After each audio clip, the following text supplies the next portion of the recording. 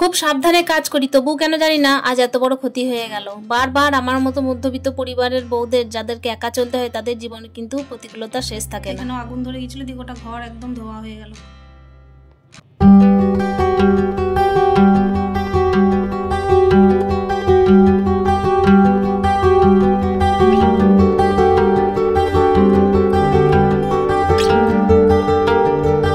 তো hello everyone, good morning, welcome back to my channel. আশা করছি সকলেই খুব ভালো আছো।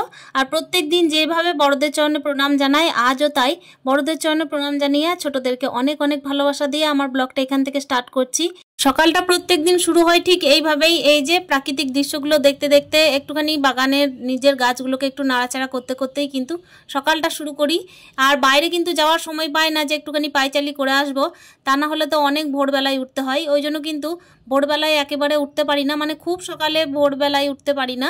সেই জন্যই দেখো এই যে বাগানের মধ্যে একটুখানি পায়চালি করি, প্রকৃতির সাথে একটুখানি কথা বলি। সেইভাবেই আজকে দিনটা শুরু করেছিলাম। ওইদিকে ব্রাশ টাশ সেরেই কিন্তু এই দেখো বাসন নিয়ে বসে পড়েছি। ছেলের স্কুল যেভাবে থাকে সেইভাবেই কিন্তু প্রত্যেক দিন চলছে স্কুলটা, আজও তাই। আজকেও ছেলেকে কিন্তু খাইয়ে দিয়ে স্কুল পাঠাতে হবে। তবে হ্যাঁ, ছেলের আজকে কম্পিউটার থাকে, বৃহস্পতিবার সকাল 7টাতেই কম্পিউটার থাকে। তো সেহেতু কিন্তু ছেলেকে স্কুলের আগে ছেলেকে কম্পিউটারে দিয়ে আসতে হবে। তো চলো, এই যে বাসন টাসন মেজেই কিন্তু আমি কম্পিউটারে দিতে যাওয়ার জন্য রেডি হব। তার আগে দেখো গোপাল সোনাকে উঠাতে হবে, এই সমস্ত কাজগুলো তো থাকেই থাকে। এদিকে প্রত্যেক দিন যেরকম ঘড়ির কাঁটা দেখে কাজ করি, আজকেও তাই করছি। আর আসলে কি বলতো, সকাল থেকে একেবারে বসার টাইম থাকে না। আর এইদিকে কি বলতো, আমি ছেলেকে দিয়ে চলে এসেছি কম্পিউটারে। আর এই যে সবজি কিনে এনেছিলাম, তো এই যে পেঁপেটা অনেক দিন থেকে ভরা ছিল, পেঁপেটা করা হচ্ছিল না। লাউটা তো বের করলাম, কিন্তু লাউটা আজকে করবো না, পেঁপেটাই করবো। এইভাবেই কিন্তু সবজিটা কাটছি। আর এই যে দেখতেই পাচ্ছ, আমি কিন্তু চুড়িদারটা পরেই বসে আছি। আসলে ওইদিকে রান্নাটা এসেই বসিয়ে দিয়েছিলাম, আর এখনো কিন্তু বাড়িতে লক্ষ্মী পুজো হয়নি। আর হ্যাঁ, আজকে তো বৃহস্পতিবারের ব্লগটাই তোমাদের সাথে শেয়ার করছি। তো আজকে দেখো নিরামিষ রান্না করছি, আর পেঁপেটার তরকারি করে নেব। আর তার সাথে যেরকম ডেলি থাকে ডাল এগুলো তো করছি। তো চলো কি কি রান্না করছি সেগুলো তোমাদের সাথে শেয়ার করব। ওইদিকে কিন্তু ছেলের তাড়াতাড়ি কম্পিউটার শেষ হয়ে যায়, 1 ঘন্টার ক্লাস 7টা থেকে 8টা। তো এর মাঝেই কিন্তু আমাকে রান্না বসিয়েই ওকে আনতে যেতে হবে। যেহেতু একজন সাধারণ বাড়ির বউ, সাধারণ বাড়ির মেয়ে, অনেক কিছুই কিন্তু জীবনে জেনেছি। তার সাথে কিন্তু প্রতিকূল পরিস্থিতির মধ্যে নিজেকেও চিনতে পেরেছি যে কিভাবে আমি নিজেকে গঠন করে তুলতে পারবো, কিভাবে কিন্তু যে কোনো পরিস্থিতিতে দাঁড়াতে পারবো শক্ত হয়ে। কোনো টাইম কিন্তু আমি হাল ছাড়িনি। আর হ্যাঁ, কোনো দিন কিন্তু আমি তোমাদের সামনে নিজের কমজোরিকে প্রকাশ করিনি। সব সময় কিন্তু এটাই চেষ্টা করেছি বলার যে আমি কিন্তু সব পারি। তোমরা যারা আমার ভিডিও দেখো তারা নিশ্চয়ই এতদিন হলেও বুঝতে পেরেছো যে আমি কিন্তু একা একাই নিজের জীবনটা পার করি। আর ওই যে হাজব্যান্ড বাইরে থাকে, তো দেখো এইভাবেই কিন্তু নিজের সংসারটাকেও সামলাচ্ছি, ছেলেও সামলাচ্ছি, ঘরে বাইরে সব দিক সামাল দিচ্ছি। কিন্তু কখনো কিন্তু হেরে যায়নি, কখনো কিন্তু একেবারে নিজের জন্য রেস্ট নিইনি, নিজের জন্য ভাবিইনি। মানে নিজেকে বাঁচিয়ে রেখে করার চেষ্টা করেছি সব দিনই। তো এইভাবেই কিন্তু আজও করে যাচ্ছি। আর এখানে দেখো রান্না বান্না করেই কিন্তু ছেলেকে এদিকে বসিয়ে দিয়ে, মানে রান্না বান্না বসিয়েই কিন্তু আমি ছেলেকে ওখানে আনতে চলে গেছিলাম। আসলে অনেকটা দূরে নয়, টোটোতেও যেতে হয় না, সাইকেলেও যেতে হয় না, হেঁটে গেলেই হয়ে যায় মোটামুটি। তো সেই জন্যই দেখো এই ঢেঁড়স ভাজাটা আমি চাপিয়ে দিয়ে গেছিলাম, আর ওদিকে ছেলেকেও নিয়ে চলে এসেছি। এসে এই যে ঢেঁড়স ভাজাটা নামিয়েও দিলাম। তো এইদিকে রান্নাবান্না মোটামুটি হতে থাকলো। আর এই যে পেঁপের তরকারি, এইটাও করে নিচ্ছি। আজকে না একটুখানি শর্টকাটেই রান্নাগুলো দেখাচ্ছিলাম, তাড়াহুড়ো, যেহেতু আজকে বৃহস্পতিবার, আজকে হচ্ছে মা লক্ষ্মীর বার। তো সেহেতু কিন্তু দেখো আমার লক্ষ্মী পুজোটা হয়নি, মাথায় স্নান হয়নি। আর ওদিকে লক্ষ্মী পুজো করতে তো অনেকটাই টাইম লাগে, সেই জন্য কিন্তু আমি ছেলেকে স্কুল পাঠাবো, তারপরে কিন্তু চান টান করে ভালোভাবে মন স্থির করে পুজোটা দেবো। আজকে ছেলের ফরমাইশ ছিল যে আমি সয়াবিনের বড়া নেব। তো সয়াবিন আর তার সাথে কুমড়োগুলো কুচি করে, তার সাথে একটা আলু সিদ্ধ মিশিয়ে আর অল্প বেসন দিয়ে কিন্তু বড়া দিচ্ছিলাম, আর ও একটু সস দিয়ে ওগুলো খেয়ে নেবে আর কি টিফিন টাইমে। তো ওই জন্যই কিন্তু এই প্রিপারেশন চলছিল টিফিনের। তারপর হচ্ছে এখানে আমি দেখো মটর ভিজিয়ে রেখেছিলাম, ওইটাও সিদ্ধ করতে দিয়েছি, আলু ছিল তার সাথে। আর এটা কিন্তু এখন করব না, এখন করছি না। আসলে ব্যাপার হচ্ছে ছেলে তো এখন আর টিফিন খেয়ে যাবে না, মানে এখন ভাতই খাবে।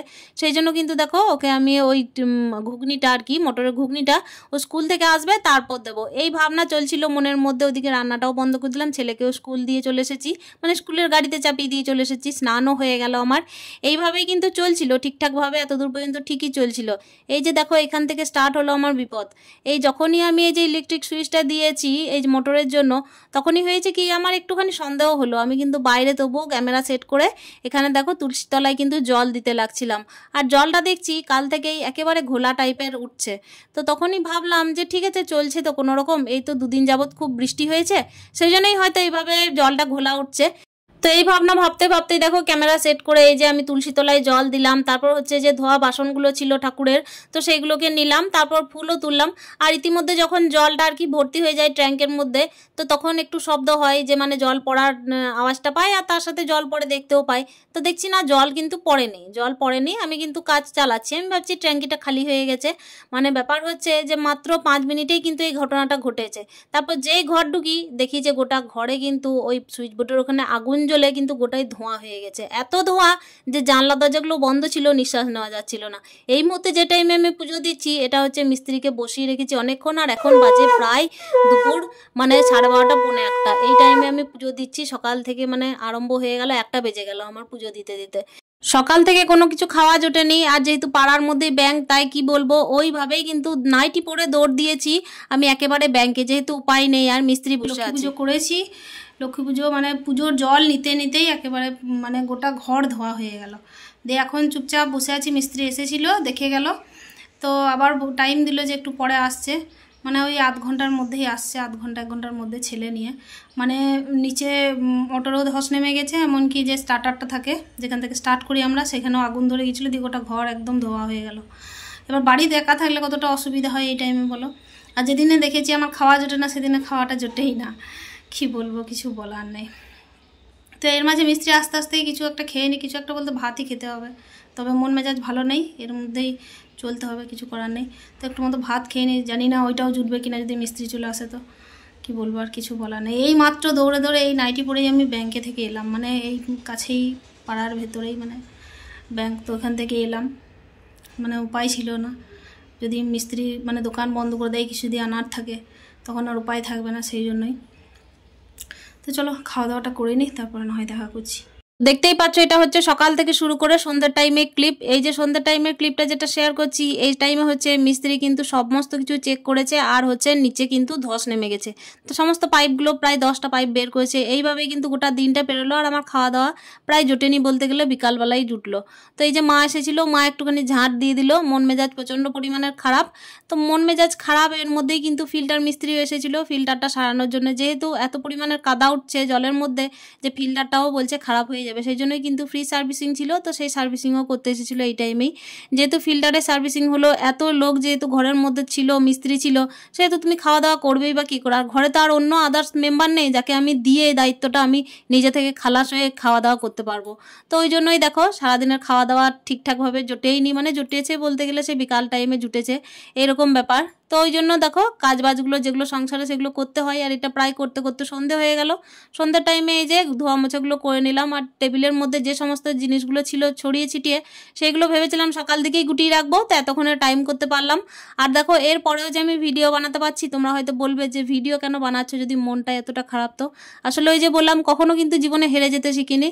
আমার জীবনে কষ্ট হয়েছে, নিজেই কিন্তু কেঁদেছি, নিজেই কিন্তু চোখের জল মুছেছি। আমি কিন্তু কারো কাছে গিয়ে কারো বুকে মাথা রেখে কাঁদতে পারিনি, কখনোই না। আমি জীবনে খুবই শক্ত হতে শিখেছি, আর শক্ত হতে শিখেছি কেউ যে শক্ত করে দিয়েছে তা নয়, আমি নিজে নিজেই শক্ত হয়েছি। সব সময় কিন্তু এটাই জেনে এসেছি যে চলতে গেলে কিন্তু সব সময় রাস্তায় ফুল বিছানো থাকবে না, কখনো কখনো কিন্তু রাস্তায় চলতে চলতে কাঁটাও আসবে, তো সেই কাঁটায় হাঁটাও কিন্তু অভ্যাস করতে হয় আমাদের। এইভাবেই কিন্তু দেখা একা থেকে থেকে এতটাই শক্ত করে ফেলেছি নিজেকে যে আর যেই পরিস্থিতি আসুন না কেন, জীবনে শুধু এটাই মনে হয় ঠাকুর আমাকে বাঁচিয়ে রেখো, আমি যেন ছেলেটাকে মানুষ করতে পারি, এই ভাবনাই মনের মধ্যে থাকে। আর দেখো আজকে এই যে দুর্ঘটনায় ঘটেছে এমনভাবেই যে আমার কিন্তু মৃত্যুও হতে পারতো, মানে মৃত্যু যেন নিশ্চিত ছিল। কি যে মনের মধ্যে এলো, সুইচ বোর্ডে হাত দিলাম না, হাত দিয়েই কিন্তু সঙ্গে সঙ্গে আর কয়েক সেন্টিমিটারের আর কি ডিফারেন্স, সেই টাইমে কিন্তু দৌড়ে গেলাম, মিটারটা আর কি নামিয়ে দিলাম। কিন্তু তোমাদের সাথে এটাও শেয়ার করিনি যে মেন হাইওয়েতে অ্যাক্সিডেন্টের পরও কিভাবে তোমাদের সামনে জল জ্যান্ত আমি বেঁচে আছি। তার সাথে কিন্তু দেখো ব্যাঙ্গালোর গেছি, তখনও কিন্তু লিফটে আটকে পড়েছিলাম পিসিমণির সাথে। পিসিমণি উত্তেজিত হয়ে পড়ছিল, আমি সান্ত্বনা দিয়ে তাকে আটকে রেখেছিলাম যে ঠিক হয়ে যাবে। তো যাই হোক বেঁচে ফিরেছি ওখান থেকেও। জানি না জীবনে আর কত কি পরীক্ষা দিতে হবে, যেহেতু একা জীবন কাটাচ্ছি, আর সেই টাইমে কেউ যখন সঙ্গে থাকে না তখন তো আরও বেশি। যদি কেউ সঙ্গে থাকতো তাহলে হয়তো কোনো বিপদ এলে সে আটকাতেও পারতো, কিন্তু আমার এমন পরিস্থিতি যেহেতু আমার কাছে কেউ থাকে না, সেহেতু কোনো বিপদ হলে কেউ জানতেও পারবে না। তো কি আর করবো বলো, এইভাবেই কিন্তু গোটা দিনটা পার করছি। ভগবানের উপর আস্থা আর গোপাল সোনাকে অনেকটা ভালোবাসা দিয়ে তার উপর ভরসা রেখেছি। তো আজকের ব্লগটা এখানে শেষ করছি, দেখা হচ্ছে নেক্সট ব্লগে, ভালো থেকো।